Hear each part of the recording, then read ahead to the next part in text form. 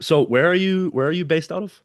So I am based out of Jacksonville, Florida. Um, I lived in Vancouver, Washington for 2 years, trained out of Generation Strength with Chris Bridgeford and the crew. And then before that, I grew up in Arizona in Mesa, so basically the Phoenix area. And that was from when I was like 5 years old, and then I think 28 when I was like, this has been the hottest. It was literally the hottest summer on record, and we're like, I'm done and done. It was COVID, and that's where I met my wife. Um, we went on a date and haven't dated anybody since. And yeah, we like basically moved in together in a sense because I moved to her same apartment after I left my ex girlfriend. Um, so I was like, well, COVID's about to happen, so let's go ahead and move over here. Moved a floor below her, and it was perfect from there. We're like, all right, let's go do life. And then we went along this little trail, and yeah, now out in Jacksonville, it's great. There's a beach. It is not as Florida man as people think. It's pretty tame, actually. Okay. Um, get to walk around the neighborhood and have like it's great. It's the most funnest, the happiest I've ever been in my life. Like living somewhere, it's great. Yeah. That's awesome. That's kind of one of my main qualms that I have with Michigan because like I grew up the exact opposite. Like it is summer in the Upper Cold Peninsula as of possible. Michigan for like 6 8 weeks. Yep. And then other than that, it's like you have snow end of October to like middle of April. Like I've seen I snow 5 times in my life. really Are you kidding dang. me? Yeah. But I've seen haboobs. I've seen tons of haboobs. Oh, okay. Yeah. It's like a giant sandstorm. Dang. Okay. It's Yeah. really cool. It's very cool. If you've ever been like, like a high rise building or something. So I went to ASU, so we had like high rise apartments, and so we'd be on somebody's 20th floor, and a haboob would be rolling in. It was just the most dune cool shit ever because you just see this thing rolling in from tens, hundreds of miles away. It's like, and it just Yeah. goes. It's just it's wind and shit going Yeah. everywhere. Is that something to where it's like I can watch this, or is it like, oh shit, get inside, watch it from a window where it's like in your It face, or is it? it would it would hurt really bad to be outside because it's sand. You're in a sandblaster Yeah, at like low speed. yeah, Um, and you're gonna get stuff in your eyes. So like you genuinely do have to be inside. yeah. Okay. Or like, dude, if you're driving, you've got trees because the trees they're Palo Verde trees, and so they're built very stringy, and we never have heavy storms and stuff and whatever. So there'd be enough wind that they'd splinter and they would just cover the streets. Oh, Just when you think about like, oh, tumbleweeds in the desert, just full very lightweight trees that are just splintering. And dude, it's insane. yeah. It's insane. It's very cool, and I'm glad I never have to see it again. Yeah, that's Now I now I I get like hurricanes. yeah, see we don't have to worry about much of that at all actually. We just had a tornado warning last night actually. Um Never experienced tornado. yeah. Never Yeah. seen one. I mean, we have warnings, but I've never, I mean, it's not like it would be like down there where it's Got like it. you see like a cyclone like coming your way, wiping out houses and shit, but it's just weird because it's like it goes from really cold to like not Jacksonville warm, but like, you Sure. know, 35 to 65 degrees in a span of like a day or two, and Yep. then it's like Yep. a shit ton of rain and a shit ton of wind, and it's just like Terrible. everything's like Terrible. yeah. My Yeah. wife's from North Dakota. Oh, So imagine dang. worse. Yeah. Even worse. Yeah. There's reason nobody lives there. It's terrible. Yeah. My friends and I in high school, we always used to joke about going on spring break in like Wyoming, Yeah. going like Yeah, for sure. we're gonna go cross country uh snowshoeing or skiing in Wyoming. Fucking Wyoming. Yeah. Down. what the fuck's the mountain? Yosemite. Yeah, yeah, yeah. Oh man. Okay. Cool. Well, first off, I already told you this before, but just, do not hold back. Like, Cool. I want this to be I don't want you to feel like you have to put on a different There's like. no there's no character. I am unfortunately like this, like unconsciously. All right, I perfect. try, dude. I try. Like at work, it's like I'm trying, man. Yeah. Um, I one of the first posts I saw about you was it was like, I'm gonna be honest, if you're under 25, you're just dumb. And I was like, well, yeah, yeah.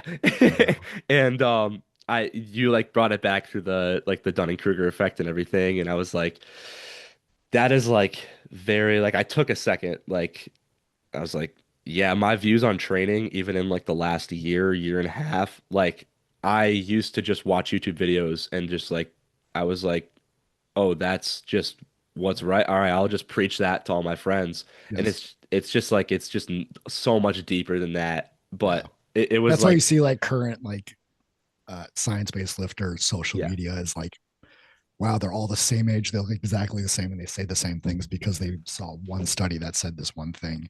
yeah, And it was like, oh, dude. yeah.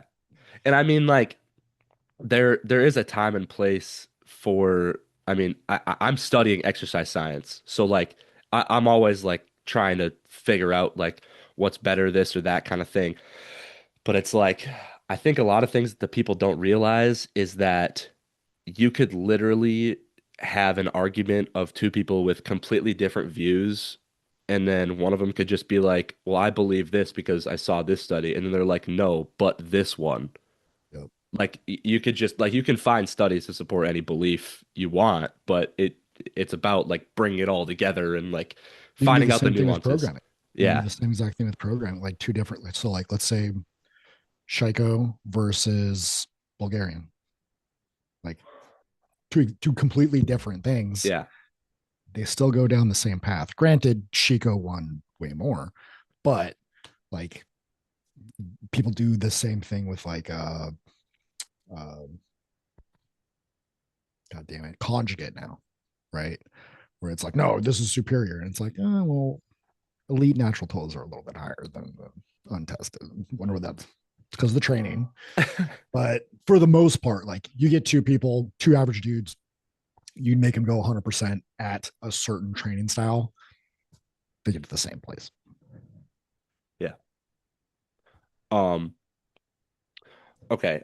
I I'm this is a kind of a question for me because it's something that I'm curious in, and going into I'm like 7 weeks out from a powerlifting meet right now, and I just recently started implementing like some forms of cardio into my programming to like supplement my training. I wanted to hear your thoughts on cardio training and like how it complements powerlifting training, downsides and benefits, and is it beneficial for non-endurance based sports? Is it not worth the fatigue that it brings? Like, what do you think? So I'll work kind of back to front because that's pretty much what I remember. So as far as not being beneficial, but what was your last part of it? I'm sorry. I can repeat anything you need. Yeah, go ahead. Is it worth the fatigue or not? So there, so when we talk about like let's say zone two cardio is I can still do this walk and not have my mouth open. I can just breathe through my nose, and that directly will translate to train recovery. Reason being is powerlifting, as far as the recovery systems with that, it's generally aerobic. It's not really anaerobic. The given effort within a set, yes, anaerobic for the most part, just due to time under tension and all that. But as far as in between our sets and looking at long term, as soon as you get home and your sleep and how that affects insulin sensitivity, body fat levels, estrogen sensitivity, testosterone sensitivity. Um, like there's literally zero downsides, and the barrier of entry is very low. It's you can honestly get a lot out of 2 times per week for 25 minutes, which is a 3% incline on a treadmill at 3.5 to 4 miles per hour. Like it's just kind of a fast walk. Um, 4 times a week would be better. There's really no fatigue that comes from that. When I think people think fatigue generated from cardio, what their mind kind of jumps to is like, oh, running. Like, yeah, I could definitely see fatigue being generated from that. It's actually kind of high impact for the most part. It's can be pretty tough on the knees and the joints and stuff, especially being powerlifters being heavier, right? Like you don't see a lot of 225 joggers on the side of the road. No. They're not going very fast. No, I did a Uh, 10K last year at like 215 and it was like, Brutal. yeah. Yeah. You're like, oh, I wonder why this every world record setter is about exactly the same type of body. There's Yeah. less to carry around. Hmm. Um, but it's so underrated for everything I list as far as helping out with your testosterone sensitivity. If we have all this fat that's binding us up and making you more estrogen sensitive, so you get a lower reaction to training as a result of all of those factors. The effects it has on the gut are great because we have motility happening, right? Um, just it's literally there's zero downsides to it just for simply doing a kind of quick walk Yeah. for what is pretty much a YouTube episode of anything you want to watch, Yeah. right? Um, but yeah, I think people think their mind jumps like, oh, marathon runner can't do that. Oh, sprinting, that's cardio. I can't do that. That's too tough. Um, like echo bike too is pretty like low, pretty easy to do. It's entirely concentric. There's no eccentric component. Um, Lots of internal rotation, which if you've ever had elbow tendonitis, probably have poor shoulder internal rotation, and that's your bench is fucking you up. Um, so yeah, there's zero downsides to it. I think I would have had a significantly better career, especially career ending, had I done cardio. My health was very poor. My blood pressure was very high, and I was like, there's nothing bad going on. Um, Go and do cardio literally within 1 week after and donating blood. What do you know? My resting heart rate dropped and my blood pressure dropped and everything was Yeah. fine Yeah. very, very quickly. I have pictures too of like comparing physiques and it's like a whole different, an entirely different thing. My training went better too. Like accessories, like I was started adding a rep or weight every single week while also going to failure with where like moderately high volumes. Like, god damn it, why didn't I just do this? Yeah. I think the F word has been like pretty I don't want to say over pushed, but it's like I feel like everyone just thinks, oh, if I do this, then I'm gonna be fatigued Yes. and it's gonna like hurt everything else. Yeah. And I just think that the barrier of entry, like you said, is like so low that it's So you like just do it right after your workout. exactly. And it's like, dude, If you you want to warm up, do it before. sure.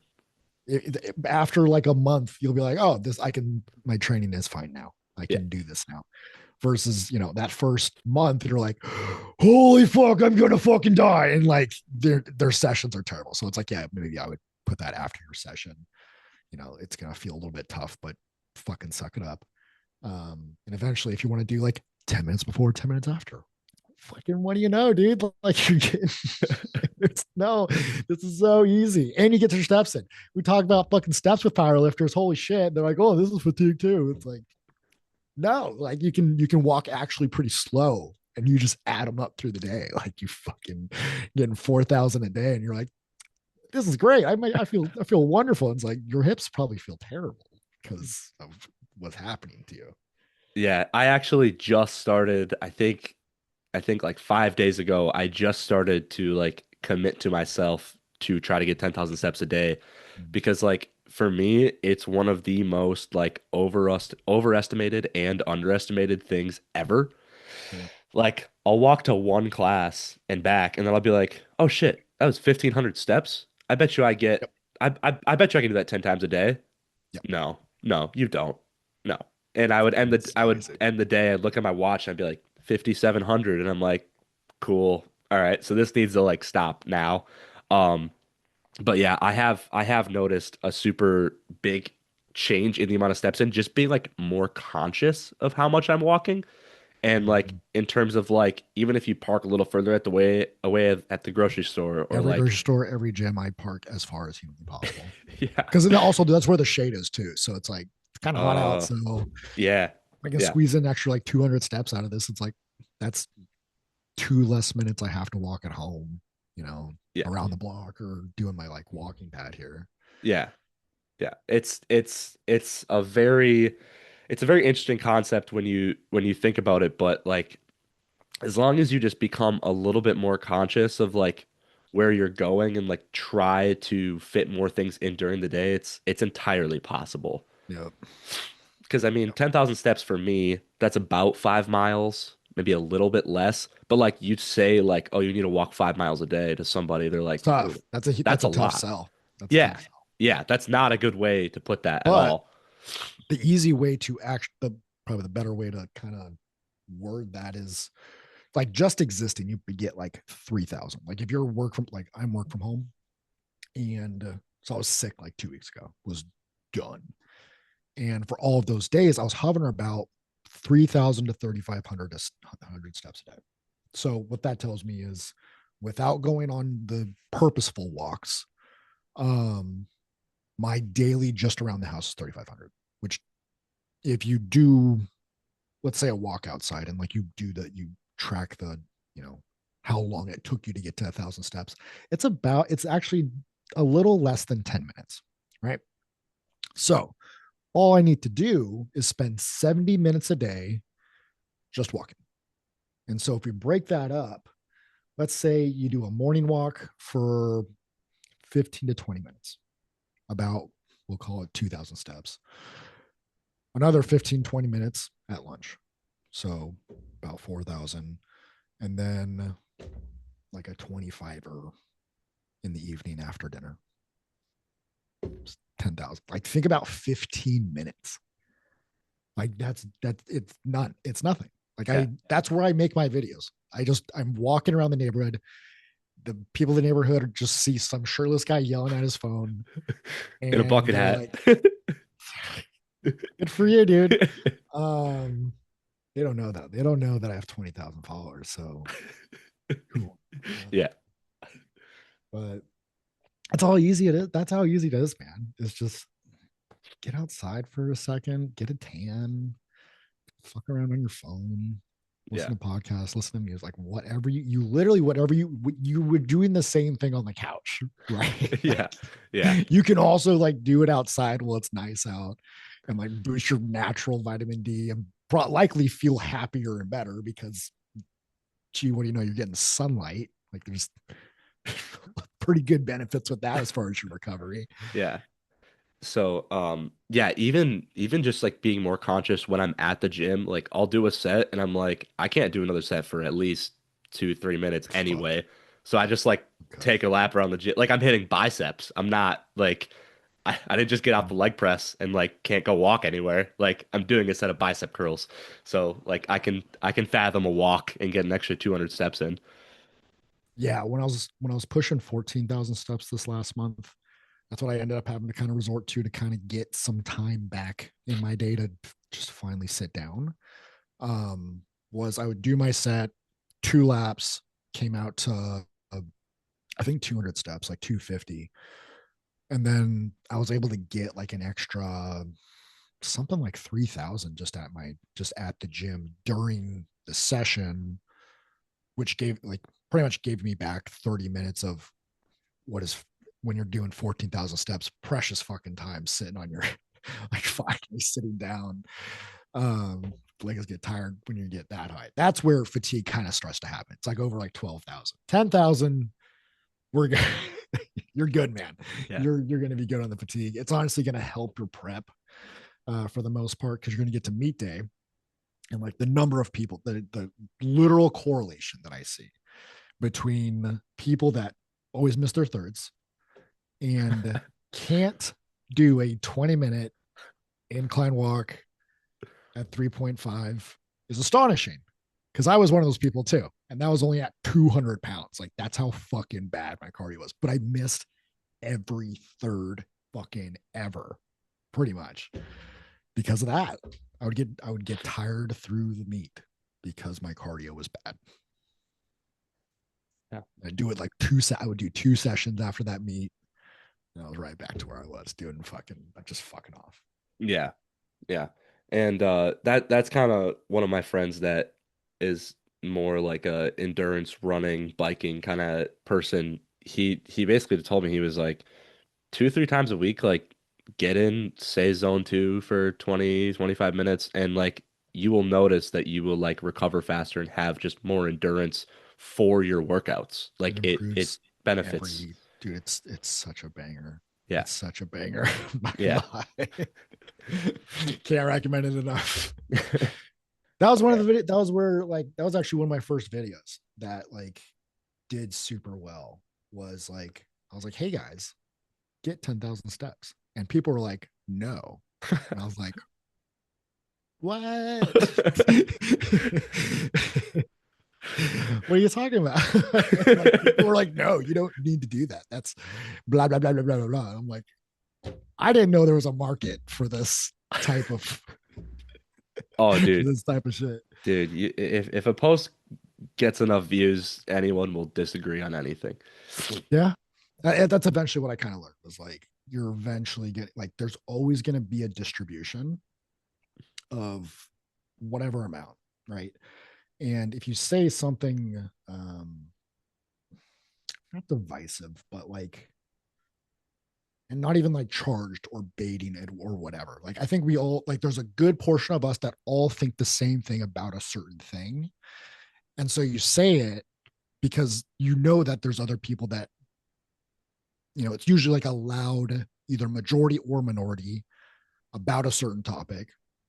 And so you're just presenting the other side. And it's like usually like charged stuff. It's always stuff that's just like it's part of people's identity. It's usually what gets people going is like if you disagree with something that they consider their identity, they get really riled up because they take that as a personal attack. It's not a personal attack if you separate, who you are from the things that you do. Like if you think of those as actually two separate things, nothing can touch you, right? Versus the people that, and I see it a lot in young powerlifters, is they make powerlifting their identity. They can't do anything else outside of powerlifting. If they do anything else outside of powerlifting, they're a fucking traitor, right? Like people look at you like, oh, you could have had so much more potential had you just focus on powerlifting. It's like, no, dude, you're allowed to have like you can be interesting. You can do other things Yeah. like in your life. Yeah. And it's pretty cool because you get to enjoy your 20s instead of committing to a sport that nobody gives a fuck about. For the most part, like the only people that give a shit about powerlifting are the people inside of powerlifting. That's it. Once you stop powerlifting, you realize how like shitty powerlifting is. You're like, oh, I actually don't give a fuck about anything anymore.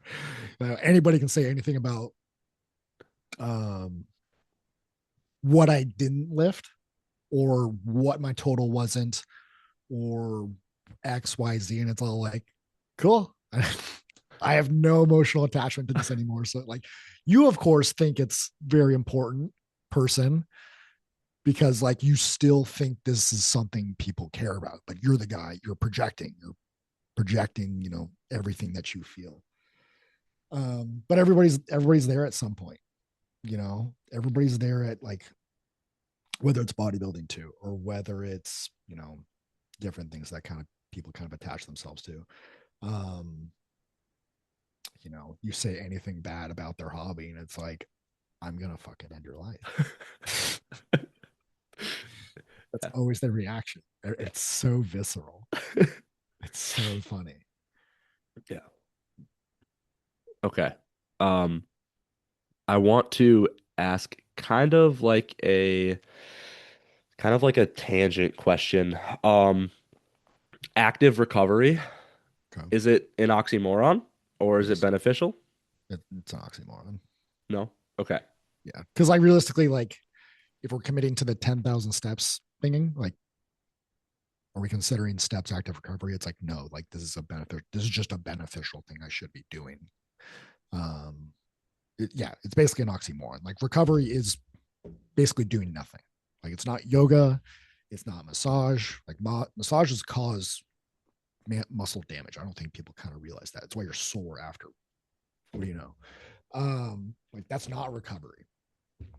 Anything anybody does to you or things you are doing.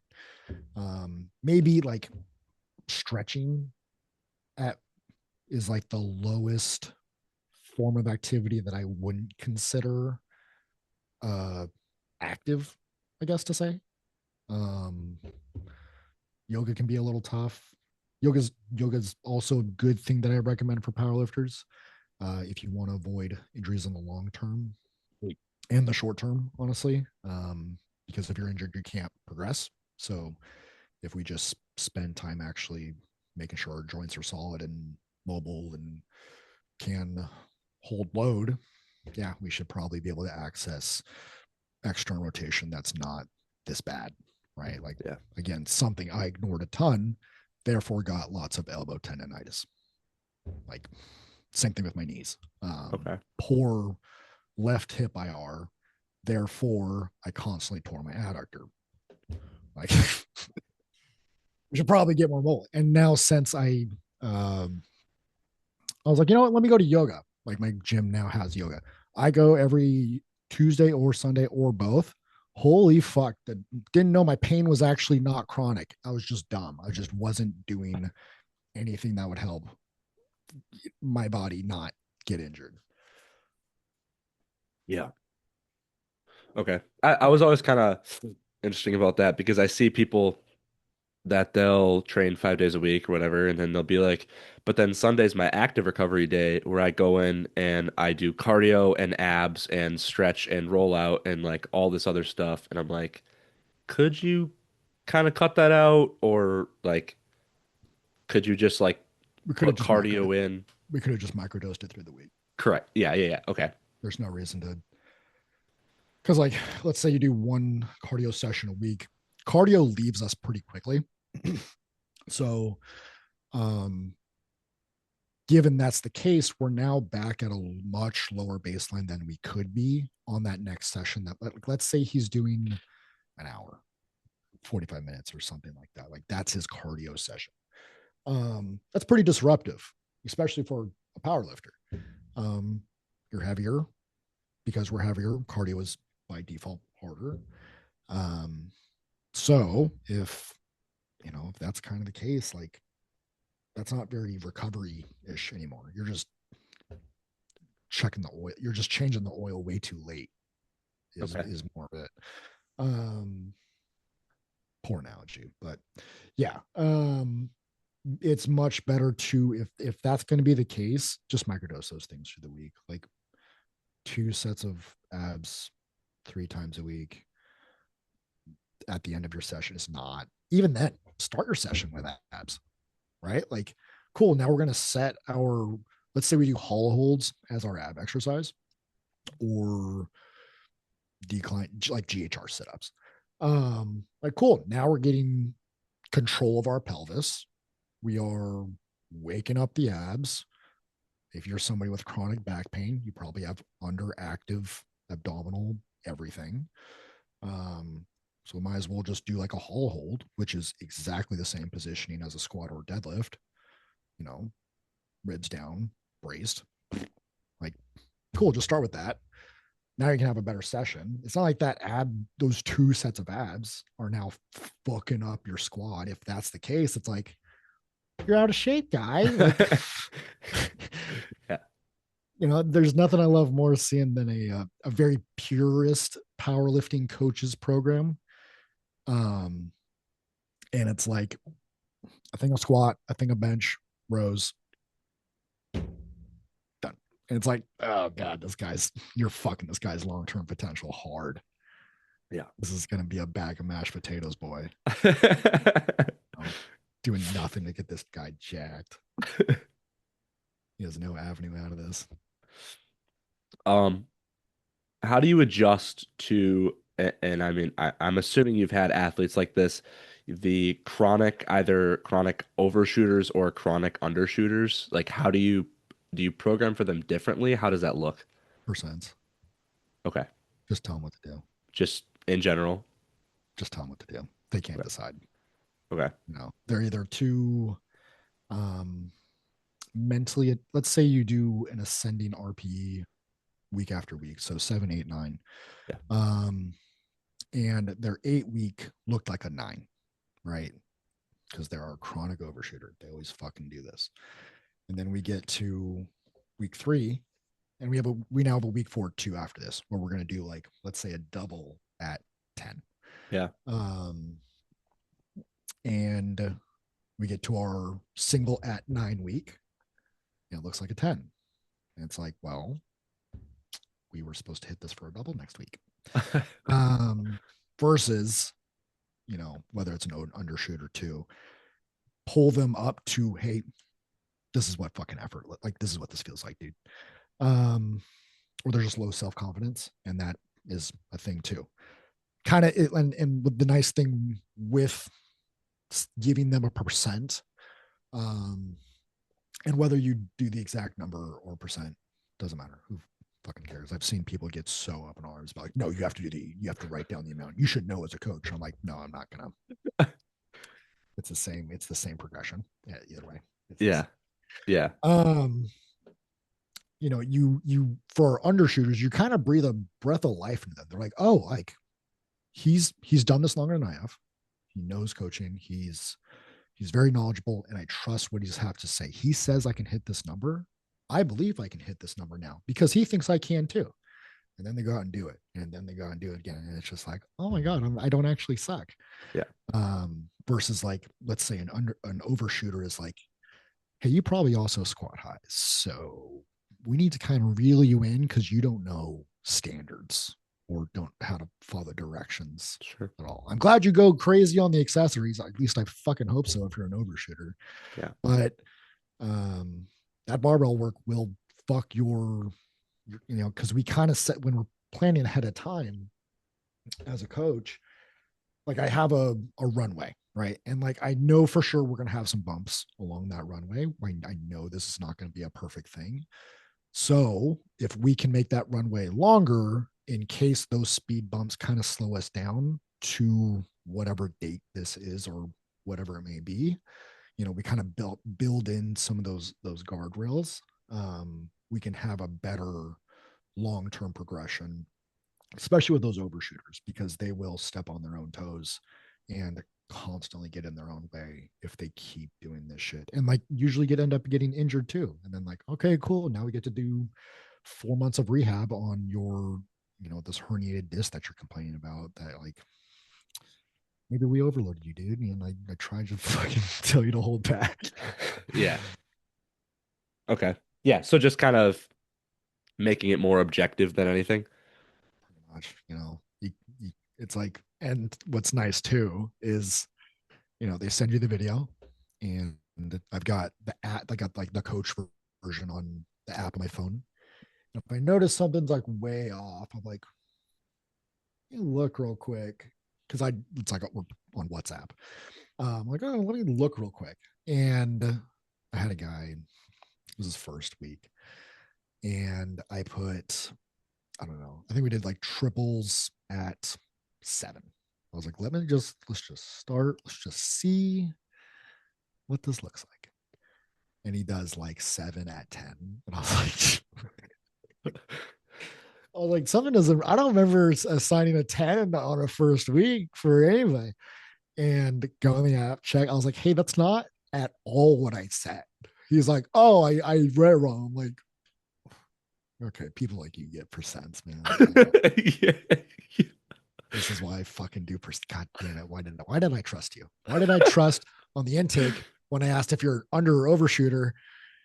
You fucking put, oh no, I rate it correctly. I'm accurate. Why did I listen to you? Yeah. Yeah. Okay. So that's interesting. I'll definitely put that in my on the back burner for next time. Let's see. Um, is there any scenario where, say, you're coaching someone, like one of your physique clients, like the I just want to look better people, is there any program where SBD, one, two, three, any of them would make it into a hypertrophy program? Yes, and very inefficiently. They would have to like explicitly say like I need to keep squat, bench, and deadlift in, but otherwise there's there's zero reason outside of like you enjoy the lifts for some Right. reason at this point. Like if Yeah. you've already like let's say you've been powerlifting for a long time, you're usually very excited to never touch a barbell ever again. You are so fucking over it, dude. Like you don't you're like I don't fucking care. This hurts. I'm tired of the way my back feels. I'm tired of needing help to stand up. I want all this to be done. And usually it's because like you're just fucking old. You're just in your 30s and you got beat up by these fucking barbells, man. You got too Yeah. many back injuries. Um, yeah, for pretty much all my physique people, I explicitly ask, like, do you still want barbell in? And they're like, I just want to look better. And it's like, perfect. You don't have to do any barbells then. Okay. Maybe we would look at like a snatch grip RDL, a stiff leg deadlift. Um, if they just kind of like bench, sure. But otherwise, like we should probably do a machine bench. We should probably do a Smith incline. Um, Dumbbell is significantly more range of motion.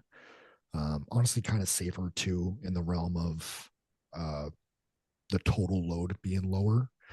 Um, yeah, like there's no the hypertrophy benefit of barbells is significantly lower than every other option that Sure. exists in a gym. Sure. I guess the only like implied nuance I could see you, and I kind of felt like you were going to say that, but the only implied nuance I could see of you going the other way would just be like, oh, well, this person, sometimes someone needs an exercise that's going to beat the fuck out of them because it'll make them grow. But I wasn't really sure where you, if that was like, I could just as I can easily see it early in the career. I can see it high early in intensity like I can leg see it press or early in the something. career being a very good option for people. Um, so I have a guy. He's like, I wanna look bigger and better, but I also want to just generally get stronger. I'm like, cool. We're just gonna run 5-3-1, and we're gonna swap out overhead press for incline press, and then give you for the most part, like 75% of the usual bodybuilding program that I would do for really anybody after that. Um, and every week he's PRing, and every like his general mood when he came to me was just kind of like, no. And now that he's PRing, his DMs, the messages to me are so like I genuinely get emotional seeing how happy he is because like this is likely like a core moment. This could possibly be for him. Like that's a really cool thing to be a part of. Um, and you could have been a fucking shitty coach that was just like, no, suck it up. This is how it has to be done. And just like kind of whatever. I think those guys don't really get bought in. They don't really get progress because they're not trying harder. He was like a very chronic undershooter too. I was like, cool, we're gonna do percents because week two you did 245 for 5, and then this final week when we are supposed to do a 10, you did 225 for way less. Like what happened? Um, so we switched to that, and his mood has been fucking through the roof. He just wants to get stronger and better and just look better and get more jacked and whatever. And I was like, cool. We end up getting you to powerlifting too. Like that'd be cool. Um, but like he's enjoying the process. Like he's getting stronger. He's seeing the results. Like, you know, those newbie gains that like I think we all got to have at some point where you're like, another 20 pounds, another 20 pounds, another 20 pounds, just week after week. You're like, this is the fucking coolest thing ever. Yeah. So yeah, it's very limited use. Absolutely not my first option. Okay. Um, did you have any like advice for women that want to start powerlifting or weight training? And can you kind of explain some of the misconceptions that are like behind it? Like obviously the biggest one is like I don't want to get too bulky, Mm. is like kind of what I see. But I didn't know if there's any more that you've kind of experienced in your like coaching or anything that you can kind of debunk. Um, Kind of tough because my viewpoint is that like uh very equality based. So like, hey, you're not any different than anybody else. There's Yeah. no reason to be like, what are we scared of? You know, like the I think I don't remember the exact ratio, but I want to say there was at least 1 year um, in the USAPL where more women actually competed than men out of the entire year. Um, so I don't know if that's, you know, but at the same time we see a lot of meets where I think this may be counteracted by something else where we have women only meets, and that's usually kind of the like the kind of the selling point that you would have for that is like, hey, like let me take you to this women's only meet, see how cool it is. They're like, oh, this is actually way better than I thought it was. I thought it was like guys headbutting walls and like, you know, and just throwing needles in their neck, going, um, you know, like, oh, this is actually this is a normal place. You know, this is the one.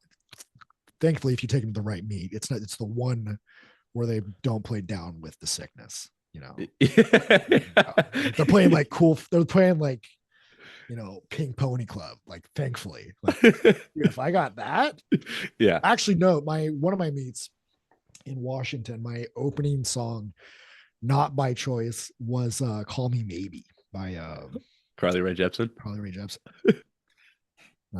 So if you've ever tried to squat 550 while that's playing, hats off to you. Tough, real That's kind of tough. crazy. Yeah. Didn't get the other two.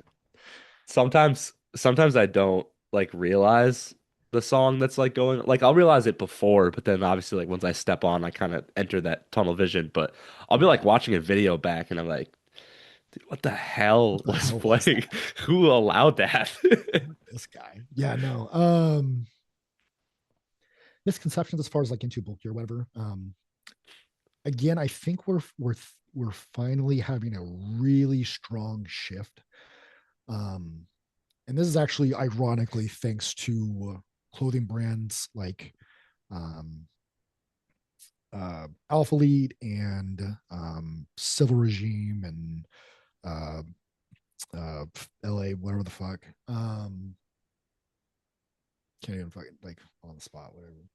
Um, but thankfully to those brands, it's actually become significantly more, what I find, significantly more popular among women to get jacked because they see these objectively very beautiful women, you know, and they're wearing this clothing stuff and they're like, oh, like she looks pretty, like I can look like that.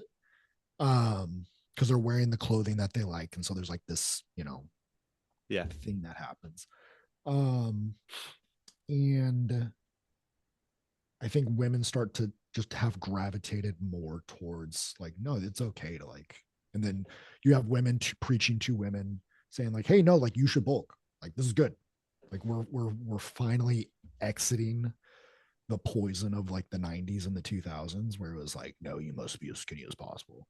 And it was really destructive. That was really destructive to a lot of women, unfortunately. Um, and there's still a lot of very unfortunate stigma with that, like that's still present among, you know, maybe different families where like that is like that's the environment, or different social classes, or you know whatever, um or just like the issues we have with like just people having like self-worth, issues, how that affects women in regards to weight and all those things.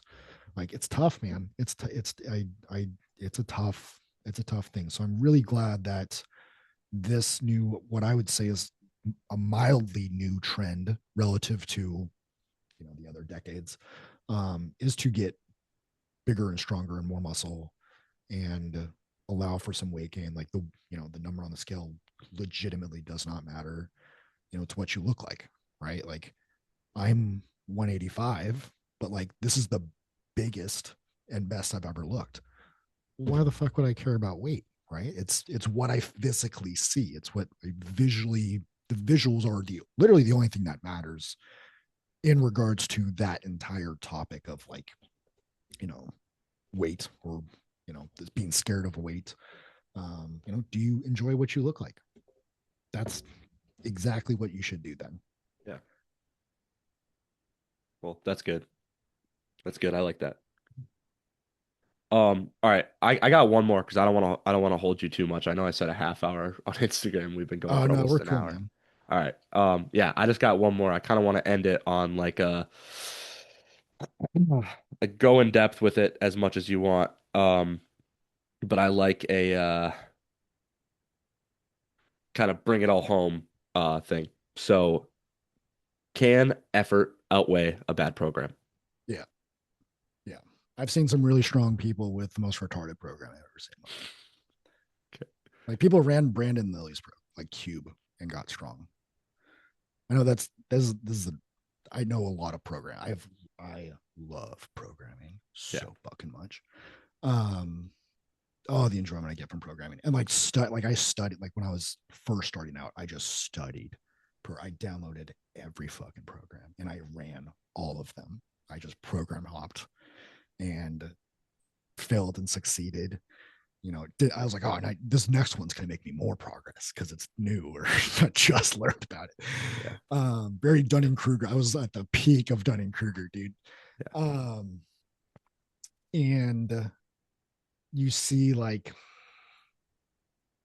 God, you guys probably haven't seen what West Side programming looks like what it legitimately looks like, because they write it in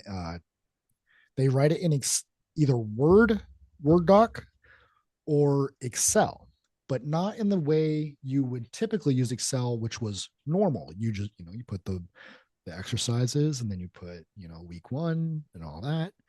No, what they did was basically a puzzle. You had to figure out where it was the most bizarre shit possible. And like it was Aaron had to run this. It was from Laura Phelps. um and they would week after, oh my fucking god, they would do like triple with uh all these chains and bands to like a high box for 10, and they were raw lifters, by the way. um every single week was like 4 days of going to failure on everything, with like just the dumbest, just the fucking dumbest shit, dude. And people get strong doing that.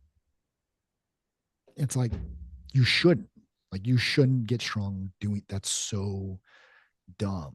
There's no way this translates, but people do because they would have this training environment where they have all these gym partners and they're fucking screaming in your face like, fucking lift this pussy. um and like you owed it to them to accomplish that. Like that was why I moved to Washington to be a part of Generation Strength, was like, this is the next best thing. And like it was a sick training environment. It was the best training environment I've ever been a part of. um but like it's super toxic and like eventually becomes not enjoyable because it's like this is the worst place on earth. um but like no matter, dude, like as long as you legitimately like on your accessories just go to failure all the time, and reasonably have some measurable progress week over week, month over month on barbells, no matter what you're doing. Unfortunately, no matter what you're doing, it'll work. And that's why programming is so overrated. It's, I think, not not overrated, but overcomplicated. Um, you can get strong legitimately doing just, I'm not even shitting you. Week one at 6, week 2 at 7, week 3 at 8, week 4 at 9. And you just do that with just some rotating exercises. Pick the right accessories that make sense for this lifter. You know, pick them in the sense that, like, A, they get bigger from it, B, it challenges positioning, right? So, like, let's say somebody gets beat off the floor on deadlift, right? Because their back is weak. Well, let's do a chest supported incline dumbbell row. Wow, it's the same exact position and it gets their back stronger and their back gets bigger. Repeat this across all of your exercises. Um, what do you know? The guy succeeds. And I think, not to pick on like young coaches again, but like, I think they really think it matters more than it does. And they try to do all this complicated, you know, switch, like alternating RPE and volume week over week, and, you know, try and be concerned with their fatigue. And it's like, nah, man.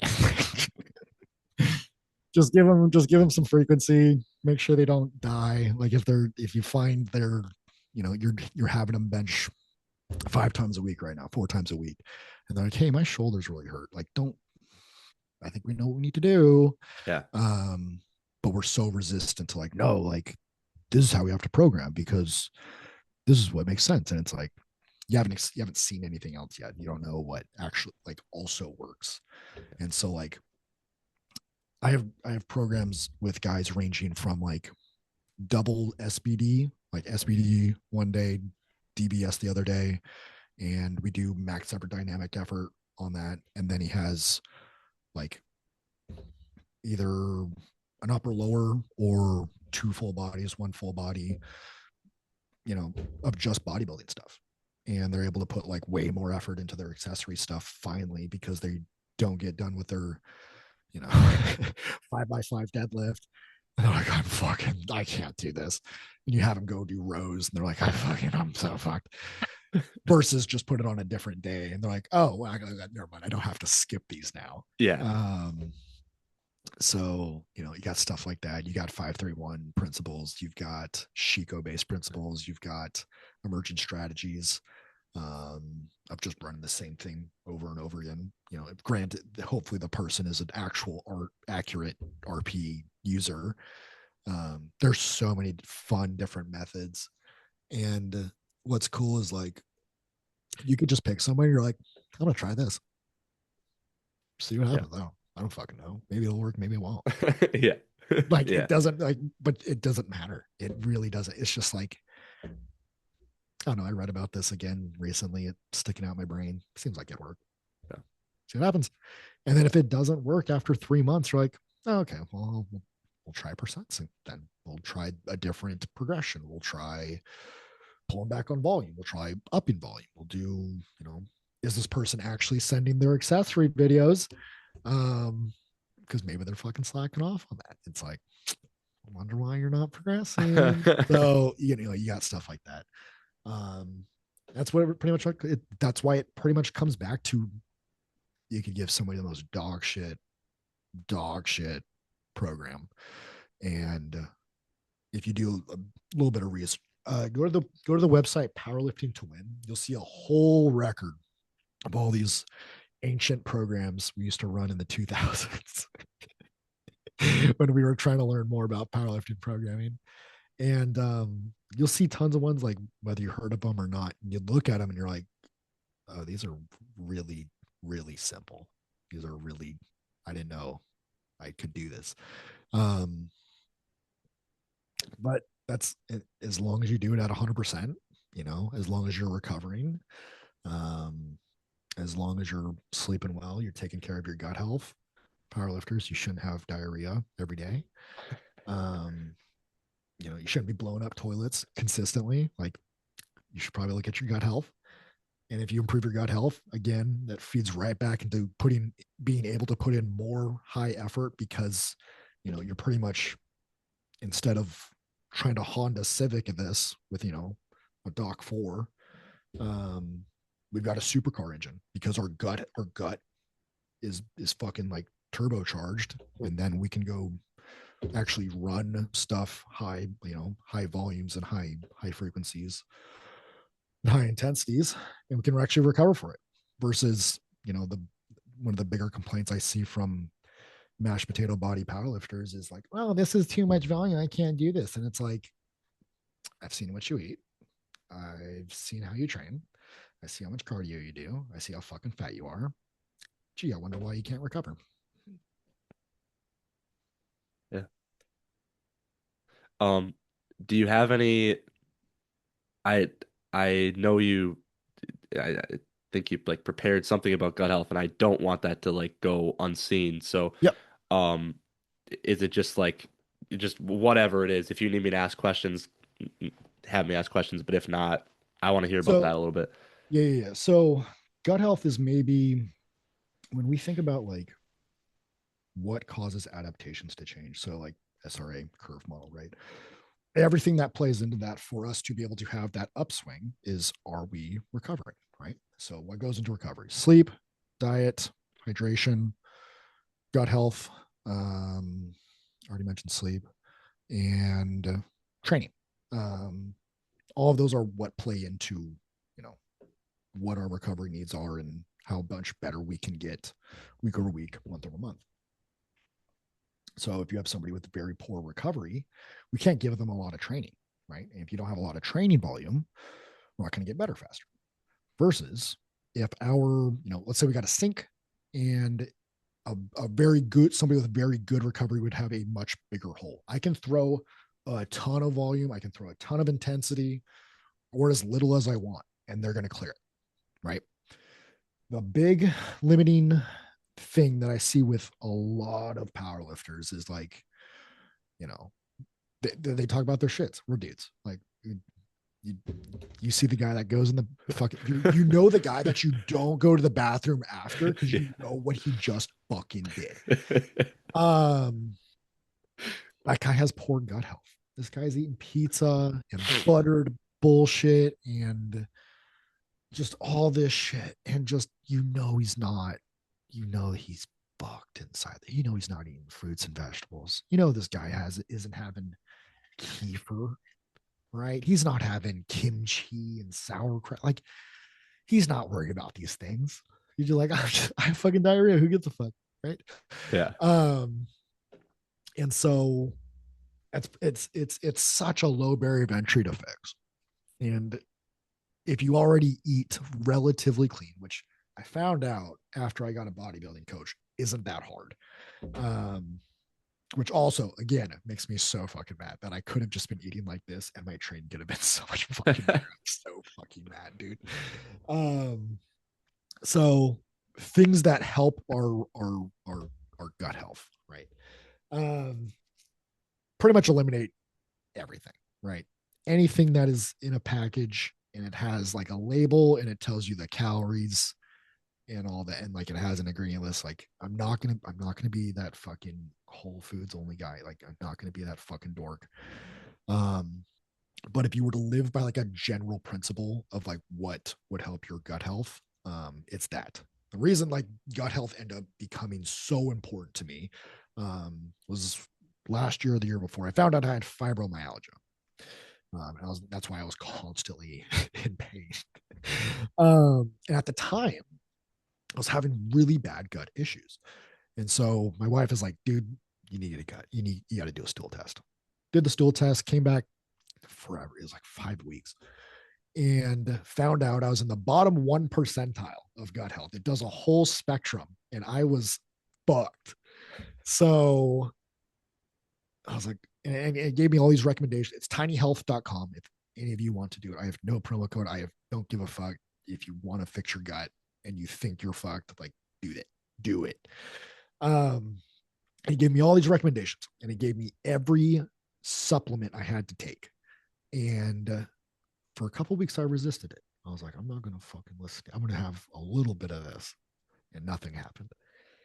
And then followed it to the T for like couple weeks, like couple months, which was literally just, dude. This is how fucking easy it was. It was blueberries, raspberries, a kombucha like every other day. I think a little bit of greens, like leafy greens and fruits, and then vegetables were like just fucking have something. So I chose zucchini. I can't have like broccoli's totally out. Zucchini, onions, peppers, and it was like something else. I think like snap peas. And follow it. Just either potatoes or rice, steak, chicken, shrimp, eggs and potatoes, and like yogurt and blueberries. Just again and again and again and again, and kimchi and kimchi sauerkraut and all those. Like I was literally just putting on like 50 grams. Like if you, I know powerlifters don't have fucking food scales because why would we do that? I do actually. I do.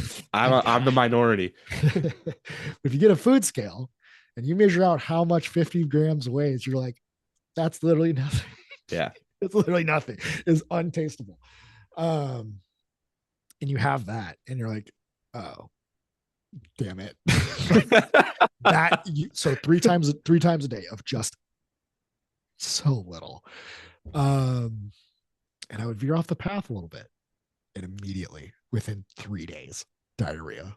I was like, God, fucking damn it. Couldn't, and it was like the thing I really wanted to have was the Chick-fil-A chicken nuggets. Right, they're pretty good macros, so they're like a good fill-in if you don't have apparently a gut disease. Because I had like all this overgrowth and all this undergrowth of bacteria, and mostly overgrowth of bad bacteria. um, and then I started taking oral BPC, and that was a big help. And eventually, after months of having revolving allodynia and fibromyalgia symptoms, where I'm just either my skin hurts or my joints hurt or my everything hurts, it went away, and I was like, God fucking damn it. So now I have to follow a diet, and as a result, I get to look better. Like, damn. But um, has absolutely, it's my training and performance has improved significantly. I think I mentioned that earlier. Every like quality of life is better. I have so much more energy. That combined with like literally, literally 4 times a week of 20 minutes of cardio. Yeah. And I just do it like after my session or before whatever I want to do. Um, when I get back from our wedding and honeymoon, like I'm gonna do full-time jujitsu. So like, cool. Now I get to make cardio fucking 3 hours of my life a day, instead of just zero. Yeah. um, so yeah, like it did like, and the gut health tie in with like depression and anxiety and like a billion mental disorders. It's clear as day. Um, Everything regarding insulin sensitivity again is, I can't preach about how important that is as well. Um, just being more sensitive with estrogen and testosterone. Gut health, everything ties back to gut health. If your gut is fucked, you are fucked. Um, but if you want to, give it a turbo engine, and you want to if you are genuinely not just saying, I'm going to be the best I can be, and then having no actions behind it, like, why aren't you taking care of your gut health then? Why Sure. aren't you eating better? You know, those are the people I like to kind of like dump on. It's like, no, you're just kind of saying about it. You're not actually being better. The DNBs. Yeah. Yeah. DNF bitches. Yeah. I actually stole that from Ronda Rousey. Oh. People don't remember her either, but she was a big part of my 20s. Oh man. Or no, That's awesome. what was it? It was actually high school. It was like senior year.